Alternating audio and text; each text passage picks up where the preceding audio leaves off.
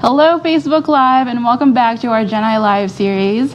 Thank you for sticking with us through our hiatus. As you can see, I am not your usual host, but I will be. My name is Bettina, and I am the Outreach and Engagement Coordinator at the Center for Native American Youth here at the Aspen Institute.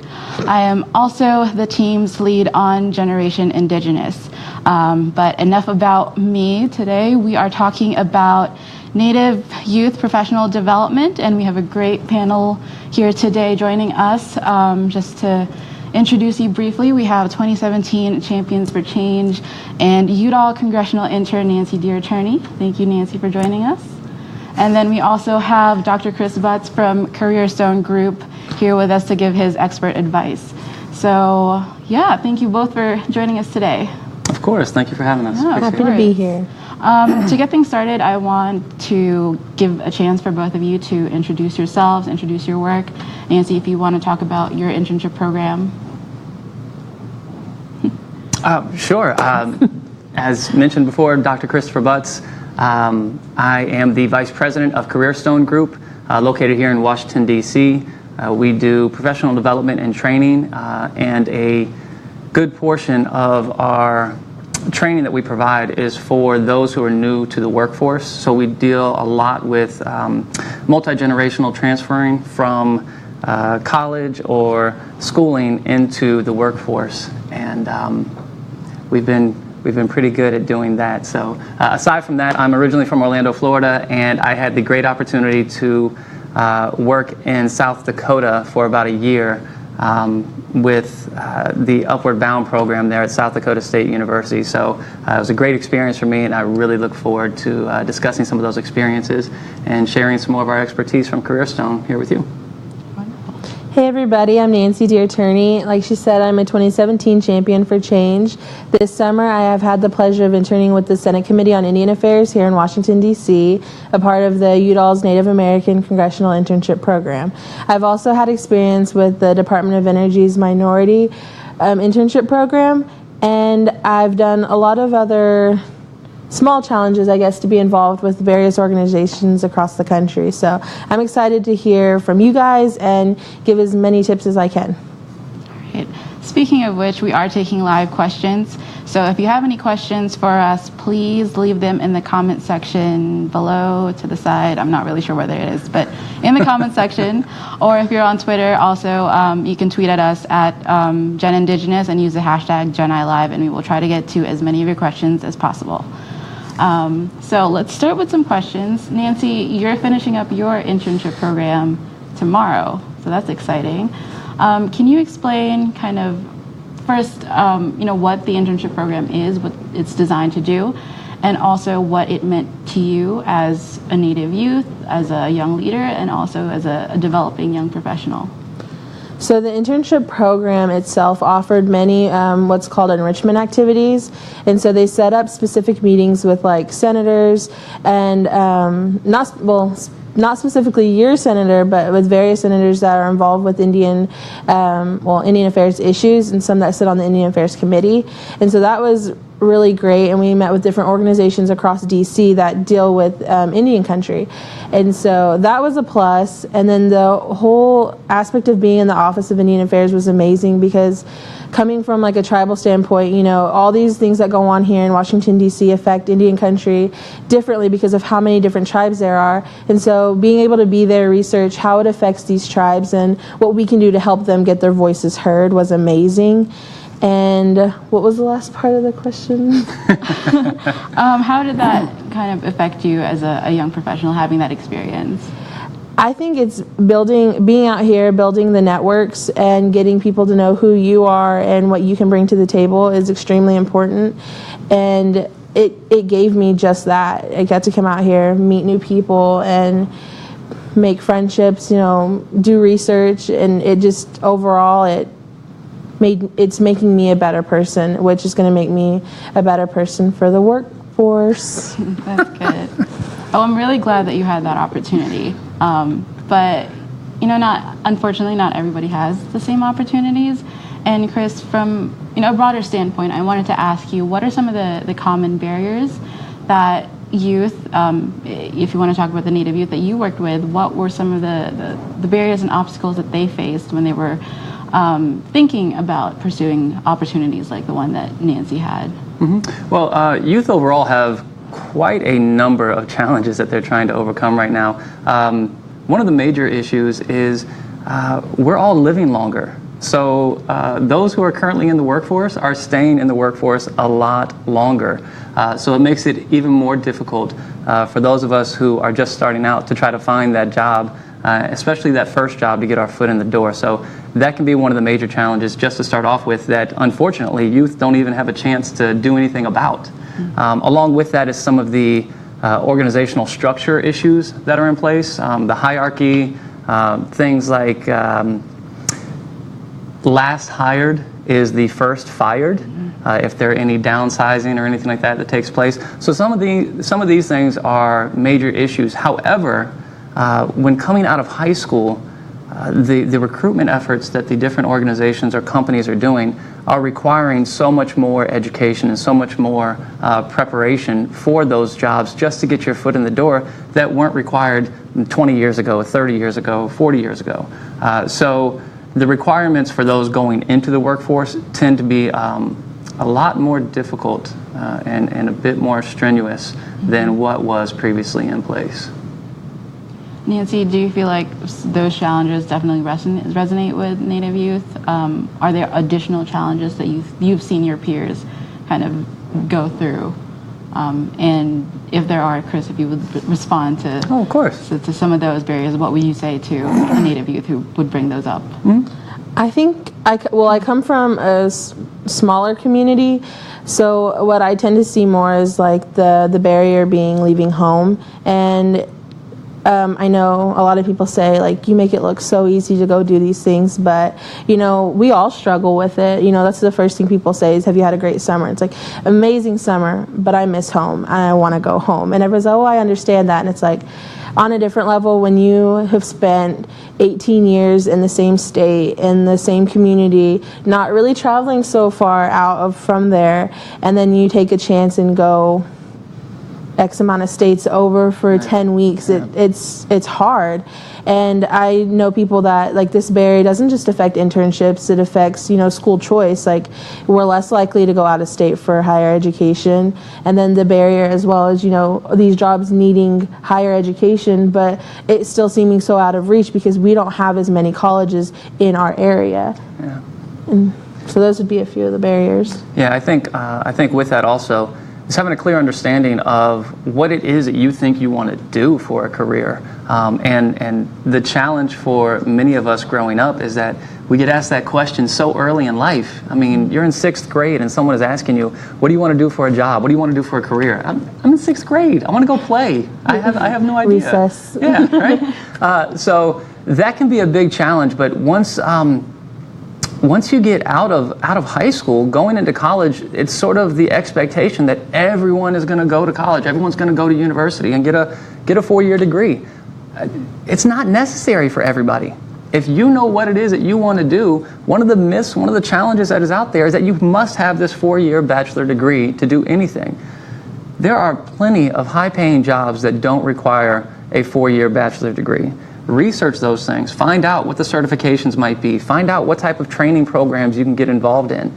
There are, you know, semester-long programs that are 3 months, 4 months that you can get a certification in and do great in the workforce. There are other high-end tech jobs that don't require bachelor's degrees anymore either. They just require the certifications necessary to show that you have the expertise in this area. So having a clear understanding of what you actually want to do is typically a large barrier, and the barrier of everyone has to get a 4-year degree, which is not the case. Mm-hmm. And if you don't know what you want to do for the rest of your life, that's okay. The first 2 years of college is just general education. It's like taking high school courses all over again, just a little bit snazzier. Yeah. Okay. I do want to go back to, you know, something that you brought up. It's the barrier of leaving home. And I'm not a Native youth, but I also experienced that. And it was a struggle for me to figure out like how I balance family obligation with also pursuing a college education, and becoming a young professional. And I'm wondering, Chris, if somebody came up to you and said like, I'm considering going to New York or DC, and they're not from here, but I'm really nervous, or I'm just not sure, or the city is new to me, what would you tell them? I would say to take that nervousness and transfer it to excitement. It's a great new opportunity for you. Anything that you can do to expand your boundaries, whether it's your outlook on different professions, whether it's your outlook on our cultures, whether it's an outlook on just educational opportunities. Leaving home doesn't mean you can't go back. So taking the opportunity to take advantage of those is one of the best things you can absolutely do. Some of the research shows that everyone has the same 5 basic goals in life.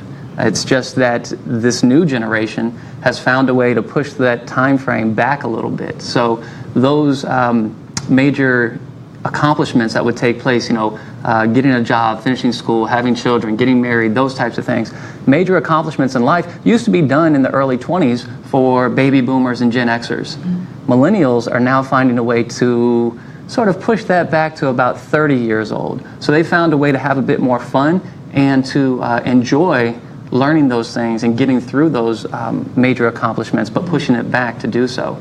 It's not a bad thing. It's just something that the other generations haven't quite learned to enjoy yet. They're probably more jealous because they didn't think to do it first. Yeah, that is actually great advice. I feel like our generation, our youth, like youth around our age, we're always pressed to keep going and do things to become leaders and to become managers by the age of 25, 27, and it's a lot of pressure. So just taking time and enjoying life and learning in the process. Good advice. Yeah. Nancy, I want to talk to you and kind of bring you back. This is what, your second time in DC as an intern? Second time as an intern. So how was it like for you, going back to the home subject, how was it like for you leaving Oklahoma that first time? What were some of your hesitancies, and how did you overcome them? So actually, the last summer when I did my first internship, I was on my way to the airport and I was still thinking, I can still turn around and go home. There's no shame in this. And I kept telling myself that there's no shame in going home. And there's not. If it's not for you and you can't handle it, and it's not that you can't handle it, it's just like if it's just not for you and it's not healthy for you, there is no shame in going home. But I felt like a lot of people had invested in me and were looking at me to accomplish these things. So I was like, okay, you're going to go. And so last summer, I think I dealt with like a small form of depression of being away from home, because that was the longest I'd ever been away from, completely cut off from family. Like, you can call them, you can FaceTime with them, but it's just not the same of them being there. And I had an amazing roommate, and she did get me out and to go do things, but I didn't know a lot of people here. And I spent some weekends, there'd be a day where I just sit in my bed all day, just sit there. And this summer, I knew what I went through last summer, and I was real hesitant about it for this summer because I think this summer's internship was 2 weeks longer, and I was like, okay, I'm going to have to figure that out for 2 extra weeks. I know I can do 8, but let's try 10. And this summer I really jumped into our program. Everybody that's in our program, they're amazing people, and pushing myself to do what I wouldn't normally do. There's been times this summer where I've wanted just to sit in my bed and just sit there all day, and but making myself available to go have these experiences with the people around me, because when you make yourself, it's not like making yourself busy, it's giving yourself those adventures that you normally wouldn't do, and it takes your mind away from the fact that you're not home and that you're not with family. And in the end, I'm leaving with so many more adventures that I've had this summer as in comparison to last summer's. Mm-hmm. That's good. Good to hear. Now I have a follow-up question to Chris. Oh. Do you have to, as again, talking about the pressure to become a young professional very early, do you have to go to these big cities like DC or New York or LA to establish yourself as a young professional? Or are there opportunities elsewhere? Absolutely not. You do not have to go to an Ivy League school. You do not have to go to a big city to get the experience. The major, some of my higher ed colleagues will probably not appreciate this much, but the major thing that a bachelor's degree shows is that you have the ability to learn. That is it. You have the ability to learn, and a company is going to hire you because you have this piece of paper, and they are going to now teach you what it is that you need to do at your job. That is it. So going to an Ivy League school, going to a big city, whatever the case may be, is not necessary. You can get experiences anywhere, whether it's a state school, a community college, an internship program, volunteering, an apprenticeship. Any of those things are skill builders that look good to a potential employer and are ways for you to learn new skills to apply to any job that you may be looking to go into. So no, I would not say a big city is necessary, or one of the more coveted institutions are required for any profession. And you were in South Dakota for a while.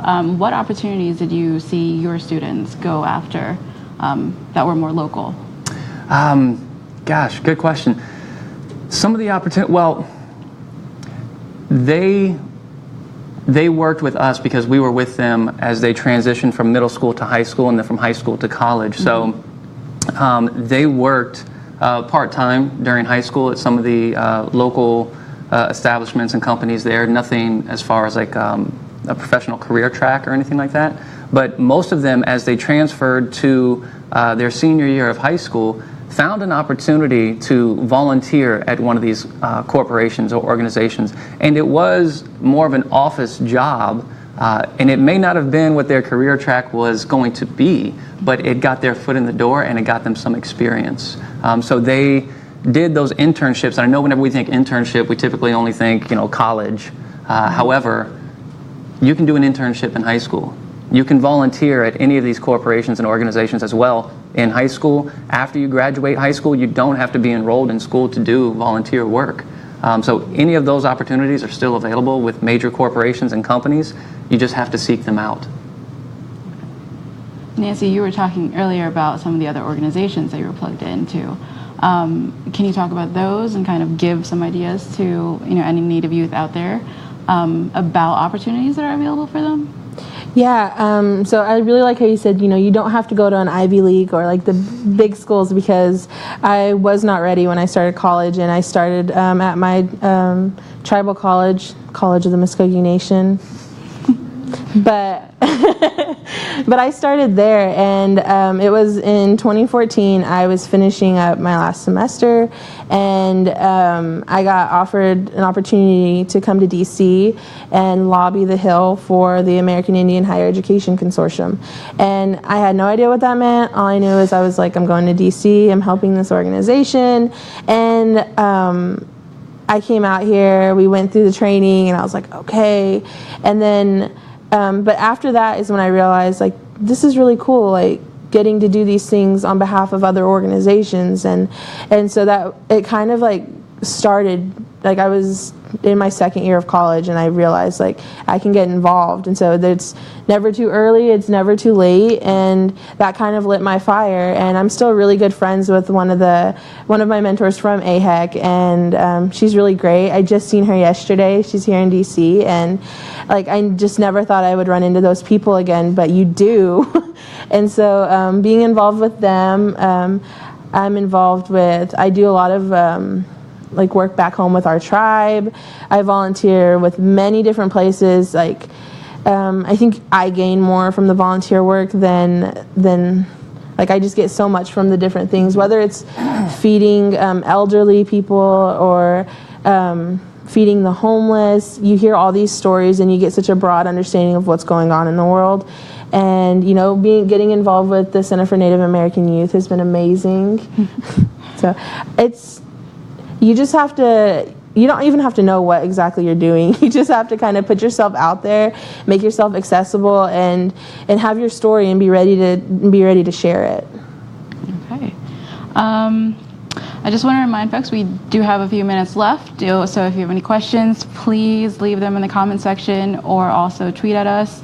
We will answer your questions live here. So, take this opportunity to pick the minds of these brilliant people. Okay, so my question is to both of you. What would you tell employers or organizations to increase access for Native youth for internships and other, entry-level job opportunities, to develop themselves as young professionals in this world? Yeah, so, gosh, that's a great question, and I hear this a lot in the different professional development and training sessions that we do with companies and organizations and even federal institutions here. Many of those who are looking to hire, the hiring committee or the hiring manager puts together the position description and feels that Human Resources Department will be the ones to market the position, to send it out however they do, to recruit a variety of applicants. The hiring manager has an opportunity right then and there to influence the Human Resources Department to seek other avenues of recruitment. Of course, continue the normal avenues that you do, but organizations can also look for additional avenues of recruitment efforts. So purposely seeking out different job posting sites or different organizations to promote or push your positions through, allow different applicants to see those that wouldn't normally get the chance to see those. So I would definitely tell organizations and companies to seek those opportunities out. Additionally, expand the opportunities for younger individuals to become parts of your organization, whether it be through apprenticeship programs, internship programs, summer volunteer programs, or even shorter term opportunities like spring break volunteer programs. The opportunity for these young individuals to be a part of your organization, even for just a week, can change their outlook on their professional development and where they want to go in their career. So being aware of the impact that you and your company and organization can make is huge. So some of those avenues or some of those things are opportunities that organizations and companies can take advantage of to increase their recruitment pool when looking to hire or have different individuals come into the organization. Nancy, do you have anything to add? Yeah, I would definitely say to organizations that are looking, but specifically towards Native youth, I would say it's taking that chance, because I believe we're so much more valuable than maybe our resumes look. I had an experience with I'm just going to say specific organization, and I asked them well, do you do any have you thought about any work with the local tribes? And then the response was kind of like why is that important? And I was like, well, you do realize these tribes to have federal grants and money to assist in these specific in this specific area.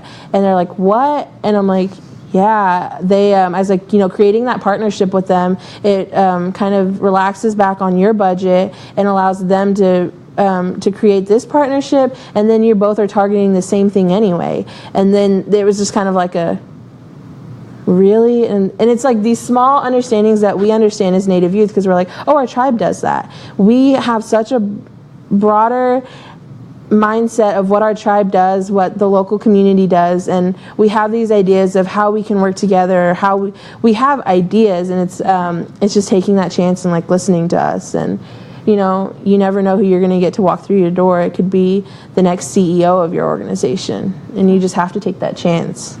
Yeah, that's great. I do want to plug that CNAY is a great source for Native youth, and for any employers and organizations out there looking to recruit Native youth. Shoot us a message, and we will make sure to share your opportunities. We have a few questions coming in. So I'm just reading it. I'm a total millennial, but I'm going to read it from my phone. What if you're dedicated to staying home or working on the reservation, but there aren't employment opportunities for you? How can you still stay involved and serve your community? I think this question would probably be for Nancy, but Chris, do you have any thoughts? With this, I see. This is another challenge that the millennial generation is having to figure out and deal with. Many of your job postings and applications are done online. Even a number of your work opportunities are virtual. This wasn't present 20 years ago, 25 years ago. So the other generations didn't have to compete with all of these other individuals. So if you are applying for positions online, if you're looking for virtual work, you're applying against everybody else in the country who is also applying for these jobs. However, there are things that will differentiate you from those others. If you look at those local opportunities, sometimes they do like to see someone face-to-face and then allow you to work virtual after that. You may have to take an opportunity to work a month or two on site, and then after that, be able to work virtually back home on your tribe. Some of those opportunities exist. It's just seeking those out and being flexible enough for the first 60 to 90 days to be able to be on site before being able to work virtually the whole time. I think there's actually a virtual internship open right now. I think it just closed. Oh, did it just close? Actually, with the Bureau of Indian Affairs. I don't know. It could still be open. Maybe they're taking late applications. Actually, always looking to see if they've extended the deadline. But like the virtual internships, those are amazing, and you don't have to leave home. But you said you are competing against like everybody, but I think it comes back into knowing how to market yourself, and you have to give yourself so much more credit than you allow yourself to. And it's like small things that you just don't know, like that actually does make a difference. Like being able to answer the phones like properly, that is a huge accomplishment. I mean, virtually, I guess it's not that. I guess, well, you have to communicate at some point, but knowing how to talk to people, like that's, if people think that's like, oh, that's a smaller deal. No, you're going to have to talk to people. And if you can at least have that tone or the right tone in your voice, like that gets you a long ways. And although it seems small, it's still important. And I also want to add that there are so many online opportunities or virtual opportunities for professional development outside of actually getting a job, whether it be training certifications, 2-year institutions, 4-year institutions, or even virtual and online now. So if there is something that you think would add to your resume and differentiate you from the other applicants, take the month to pursue that and complete it so you can add it to your application or add it to your resume. It'll make you stand out that much more. All right. So we're close to time. I do want to ask one final question to both of you. What are some parting words of wisdom that you would like to share to Native youth out there to help them continue on their path of professional development? I guess I'll go first. I would say take the time to really invest in yourself and determine what it is that you actually want to do. Many times we fall into doing something that is just easy for us, or something that we find the immediate gratification or the immediate reward from. However, 2 years later, 5 years later, it's not something that we really want to do.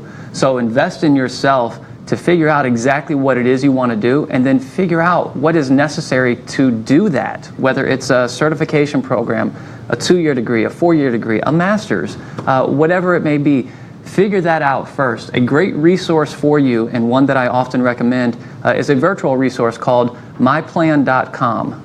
Myplan.com allows you to take different tests, different surveys, to figure out more about yourself, and then it will allow you to identify, do I want no degree, 2-year degree, 4-year degree, and with those different identifiers, it will show you the different careers that best fit your personality, best fit your skills, and the things that you're looking for. If you take the time, there's a free section for it, and then there's also a pay section, but the free section is enough for you to be able to figure this out and to use.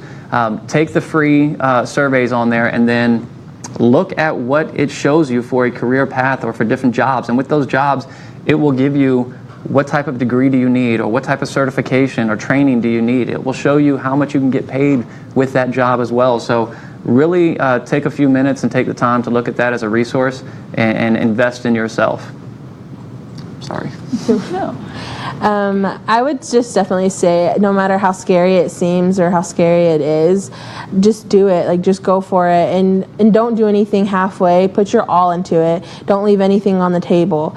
And as Native youth, we're so like adaptable to everything, and I take this with me. And when I go somewhere, it may not be the most ideal situation, or it may not be everything I expected it to be, but I will learn something from this. And having that mindset when you go into it makes all the difference, because it's like, what am I going to learn from this today? And making sure that you're doing that for yourself. You're not going there for other people. Don't do something because everybody thinks it's great. Do something because you want to do it and you think it's going to help you build as a person. And again, if it's scary, sometimes you just got to close your eyes and jump.